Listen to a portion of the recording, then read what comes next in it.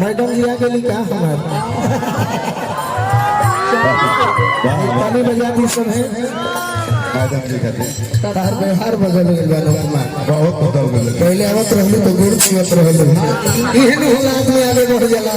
अब मुड़ी छुअत हम खिसियाई बड़ी जानो तनी बाकी अब कौन तारे दुख बा अनुपमा खाती जोर से ताली बजा के स्वागत करी। लोग हमसे पूछ रहा है भैया, लोग हमसे पूछ रहा है सोशल मीडिया पे, इंस्टाग्राम पे, जिस पे भी सोशल मीडिया पे मैं एक्टिव हूँ, सब पे पूछ रहा है कि आखिर जब आपने मना कर दिया था कि मैं उनके साथ अब कभी कार्यक्रम नहीं करूंगी, आखिर क्या रीजन हो गया कि आप दोबारा उनके साथ कार्यक्रम कर रही हैं? तो इसका जवाब खुद आज गोविंद भाई देंगे।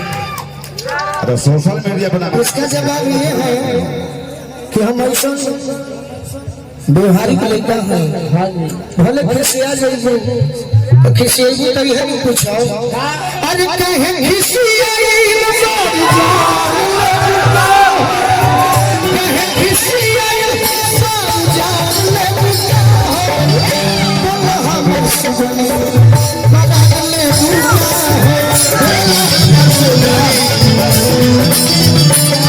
हमारे गलती हो सकता है।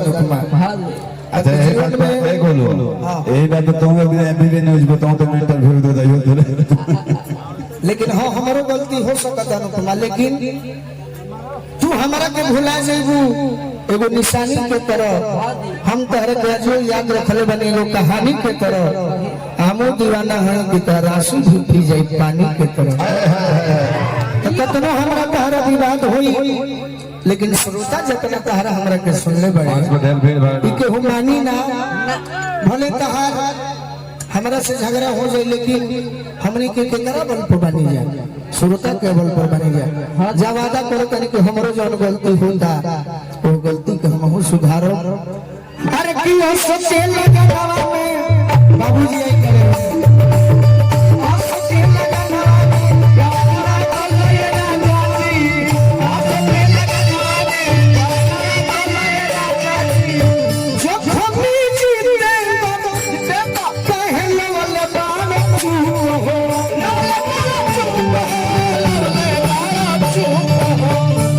अनुपमा कुर्सी पे बैठबू कि अपना ससुर जी के बगल में बैठबू? ससुर जी के बगल में बैठा जाते अपने पिताजी के बगल में बैठो थोड़ा सा इधर अनुपमा चेयर पर ना ना ये बैठो ठीक चेयर पर चेयरमैन बैठते हैं जमीन पर जमींदार बैठते हैं तुम जमींदार हो जमीन पर बैठो। हाँ जमींदार हम तो बैठो बैठ जा ससुर ठीक लगा जब हमें जितने कहला वाला बाबा चुप हो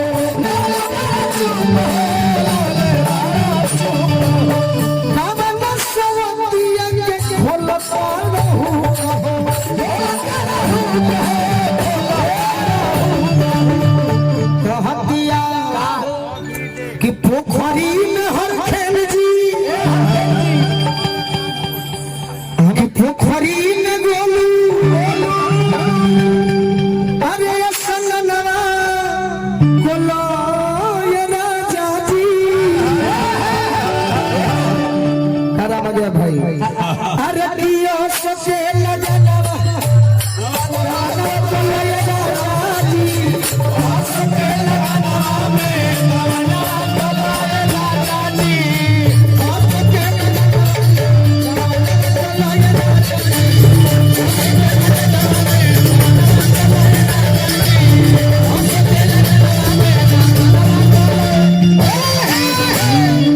भी हमारे सहपाठी कलाकार और निजी जीवन में हमारे बहन ही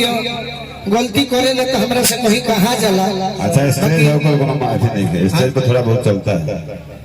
बाकी इनके खातिर वो गाना गाले रहनी कि जिंदगी में जो हो अरे भोरे लूया जा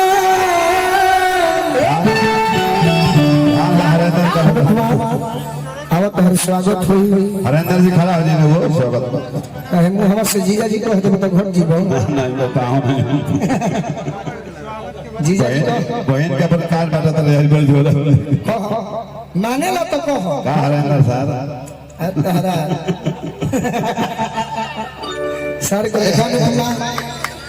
तारे के माने वाला हमने के आदमी हो जा काहे से सुथाना हमने के संस्कार से जुड़ल हो जा हम कलाकार बने हमारे बात के तू दिल पे मौक ली हो ना बाप ये तो कहिला ये खराब है बाप में खराब है कि जिंदगी में जो अरे घोड़े लुए जा तया बना जनुआ के हई दिलवा काहे तोरे लुए जा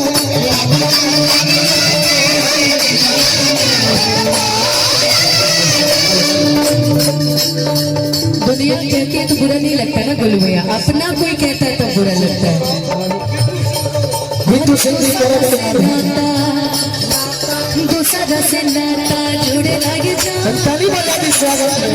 जोड़े लगे जा, कि अपना जनुआ के हई दिलवा तोरे लुए जा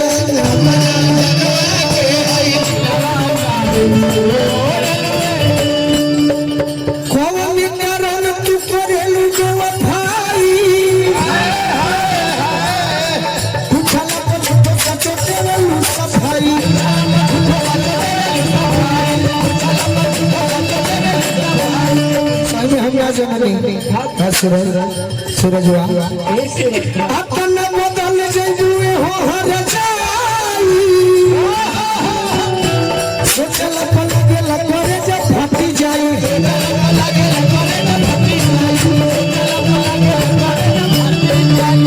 अरे दूसरा के ओढ़नी ओढ़लुए जा अपना जजुआ के होई दिलवा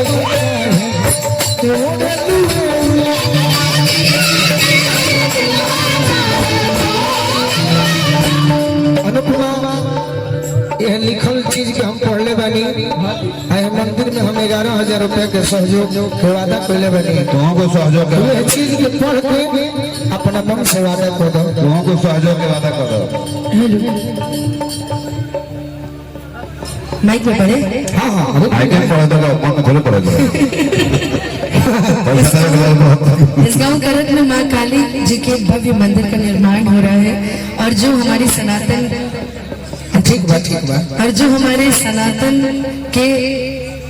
सभ्यता को बढ़ाएगा। यह मंदिर पूरे भोजपुर में एक अनोखा मंदिर होगा। अतः आप सभी सनातनियों से अनुरोध है कि आप सहयोग देकर सनातन के इस सभ्यता में अपनी उपस्थिति दर्ज कराएं। खाता हर सहयोग रही बताओ लोग के बीच नायक में बोलेगा गोलू बोल देगा 11,000 बोले भैया 5100 कहता है तो दिया जाएगा 1000 तो नहीं तू हमारे से बढ़ के कोई बड़ तो भाई कम से कम 20 इतना कह सकते हैं कि जौन भी हमरा से हो सके हम जरूर सहयोग करो। हमारा से बता के सहयोग ना हो, हम पैसा बता के ना दे हम पैसा 1100 तो ना दे, जितना माई हमके देले बड़ी रउआ खान बता के हम एहसान ना बताए हम सहयोग करब। आई सहयोग हमरा मंदिर के जो भी सदस्य से हल्ला करो कि भाई बताओ का भैया के कहला से थोड़ी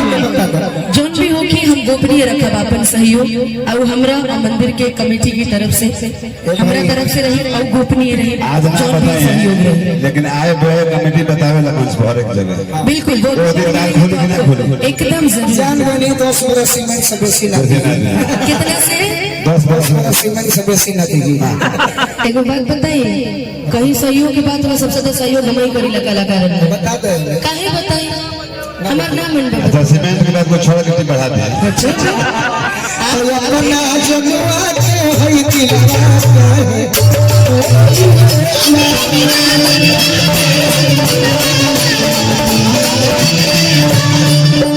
सही लगो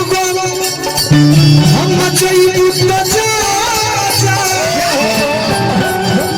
हई गुलवत के नकरी आई खा जा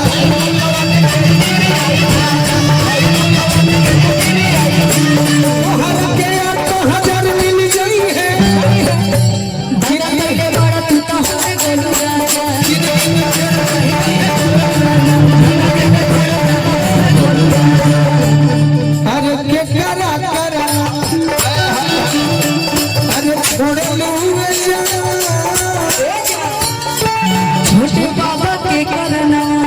तो बाबूजी के चार होते हैं एकल फूफा